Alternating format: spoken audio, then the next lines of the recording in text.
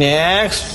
अगं सुनीता इथं कुठं? अगं मंजू अगं ते लाडकी बहीण योजनेचे पैसे घ्यायला आली आणि तू ग मी पण.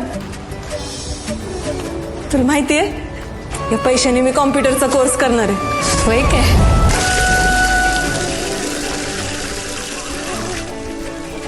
काय ग काय करणार या पैशांचं या नवी साडी घेणार आहे. आणि तू? मला पहिल्यांदा माझ्या नवऱ्याकडे हात नाही पसरायला लागणार माहेरी जाताना भाऊबीजेसाठी. काय ग शांते, तुला पण लाडकी बहीण योजनेचं पैसे मिळालं ना?